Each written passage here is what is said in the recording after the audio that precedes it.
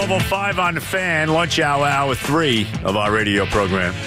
Joe and Evan in the midday, 877-337-6666 is the phone number. Hit till 2 o'clock. The afternoon drive comes your way. Maggie, Bart, and Chris. Dove Kramer, Ernie Acosta on the other side of the glass. I think 3 different networks are covering the NFL draft this year. So you got the NFL Network, ESPN, and what's the other one? Fox. Oh, Fox is doing it too? I think Fox has it too now. Oh, wow. So it's come to the point now where the NFL draft is no longer exclusive at all. You have to make a decision on draft day. And I know over the last couple of years I've gone to the NFL Network. That's probably where I'll go this time. Probably. Well, is the NFL Network Fox broadcast a simulcast? Oh, I don't know. Is that right? Maybe. Do you know about that? You know what? Ernie? That could be. I wouldn't be surprised if that's the case. You know what? You may be right about that. And that's a smart move because you get to put the NFL product out there to people that may never watch the NFL. And nobody does it better than them. They do a hell of a job. They really do. But I'm excited that we're here. This is the highest I've ever anticipated an NFL draft in my lifetime. And I think the nature of the 2 teams, not just the one team, the 2 teams, the team I root for, the team you root for, the Giants picking right ahead of them, the uncertainty about what they're going to do. I think it's added to this being one of the most appealing NFL drafts I remember. And plus the fact that the Jets are taking a quarterback. I think that's the other thing. You know the Jets are taking a quarterback, and you don't know what the Giants are taking. Right. And that's what makes the Giant decision even more intriguing. With the Jets, it's which quarterback. With the Giants, it could be one of 3 things. A quarterback, a running back. One of 4 things. One of the quarterbacks, Barkley, Chubb, trade back. Right. That's it. I think those are the 4 scenarios. I would agree. Toll-free number is brought to you by Mohegan Sun, Connecticut, and it is a simulcast between the NFL Network and Fox on NFL Draft Night. We'll get into the NBA in a little bit. It's been a very intriguing NBA playoff so far. Let's go to Mike in Toms River, New Jersey. Mike, how are you? I'm well. How are you guys doing? Good. Good. So I'd like to know what your thoughts are, like comparing, and John Smoltz was a little before my time, but John Well, you're young, huh? You must be real young. I'm 28. Okay. John Smoltz going to the bullpen, kind of saving his career, and Dontrell Willis not doing that. Who do you attribute this situation more to for Matt Harvey? But I think the difference with John Smoltz is that he was already a borderline Hall of Famer. As a starter, right. As a starter. And so he was coming off an injury. He had already put together a very good career. I don't think he was a Hall of Famer at that point. He was only 32, but a very good career. And I remember, I'll never forget. He won a Cy Young already, too. Won a Cy Young. He's one of the best pitchers in the sport for a while. Yeah. I'll never forget in 1999, in that National League Championship Series, he had to change his windup. He's throwing sidearm against the Mets because he's in so much pain, so uncomfortable. And that was one of the more majestic home runs Mike Piazza ever hit against Smoltz. An opposite field shot when the Mets were down 6-0 in that game. Game 6, and we all know they blow it. Not just Kenny Rogers, but John Franco and Armando Benitez. Amen. But he, at that point in his career, reinvented himself. But he was a veteran. He was 34 years old when he made that move. So I think Smoltz going to the bullpen is so different than Matt Harvey going to the bullpen. Yep. And I don't know about the Willis situation. I wasn't close enough to know what was going on as he completely lost it, if it was a serious option for him to reinvent himself as a guy out of the bullpen. I don't know the deal there. Mike in Flora Park. Mike, how are you? Yeah, very well. Thank you for taking my call. I'm not going to hedge my bets.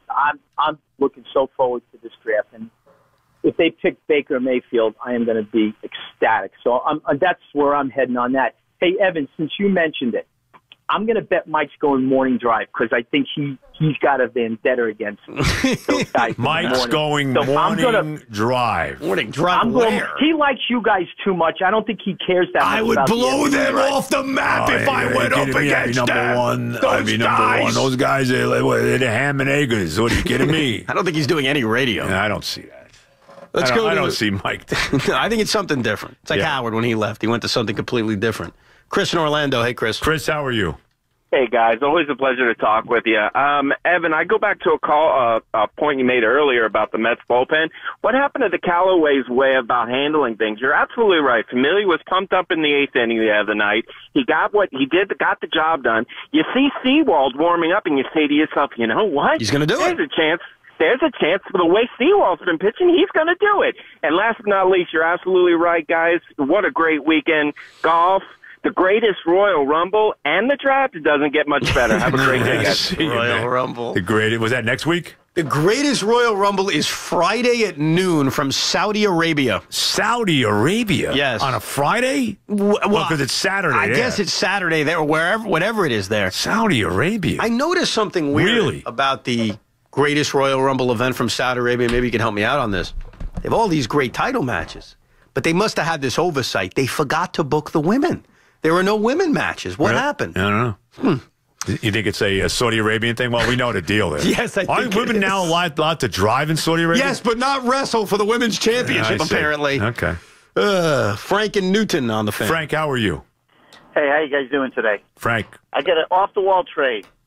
Everybody wants the Giants to get a quarterback or the running back. Well, maybe they should trade Odell Beckham to Cleveland for the number 1 pick. Let Cleveland keep the 4. That way, What? Can I ask you, Frank, can I ask you a dumb question, Frank? Hang on, let me just finish one thing. Go ahead, they Frank. get their running back, they get their quarterback, then they sign Des Bryant. Because with Odell Beckham, he's going to be a free agent, and he's going to want big money. Frank, let them. Frank, can I ask you a question, Frank? Why do you think the Browns would trade their number 1 pick for Odell Beckham? Why do you think that? Well, they still get number 4 where they get a decent quarterback. Because you know that everybody knows they're going to get a quarterback. You put Odell Beckham and Jarvis Landry together as wide receivers.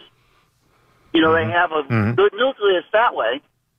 They'll get a good quarterback regardless. But why, Frank? Regardless, yeah. To Joe's point, because he's so right. Why would Cleveland? Let's say the Cleveland Browns want Odell Beckham. Let's just say. Right. Don't you think they can wait? Wait a little bit. See if Odell holds out. See what happens. And then when the Giants make a decision to move on from him, maybe you can trade for him without giving up the number 1 freaking overall pick in the draft. I love how people, it's unbelievable. Like, it's a given. Oh, yeah, no problem. They're done. Done. I mean, come on. The best part, Joe, is when he says, we'll let them keep their 4. Yeah. Oh, you'll let them. That's very nice of that. That's very nice of you. Right. You'll let them. It's great. Samuel in Lakewood. Samuel, how are you? Hey, what's up, man? How are you? What's up? I'm doing great. Just a quick point on the Yankees. Of course, with all those injuries, but I think we are seeing improvement. We're definitely seeing improvement. Okay. From what? From with the young guys? You mean with Andujar, what he's done? I mean, what do you mean by improvement? And Duhart, he's just amazing, no? He's been good. Hey, Samuel Andujar's got a chance to be a star. The guy can hit. The Yankees have always said he can hit. Strange call. That was a little weird. Yeah, a little strange. We have seen improvement, though, yes. Overall, he is right about that. That was very weird. In his defense, he may have been a tad nervous. Yeah. He may have been a little nervous about it. Could have been. I really think, I said this to you at the top, I think the Yankees are going to take off.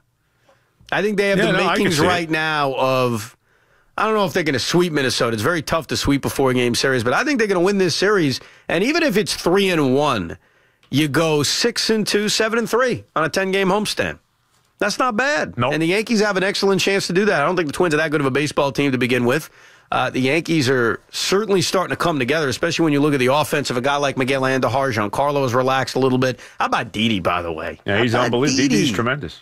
Didi is great. And I got to give credit to a friend of mine. He's a big Yankee fan.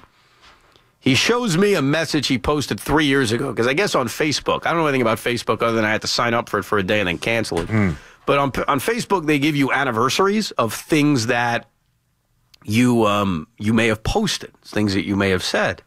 And this kid 3 years ago posted about Didi Gregorius. Didi Gregorius can't hit, can't field, and has absolutely zero baseball instincts. Sit his derriere on the bench. Wow.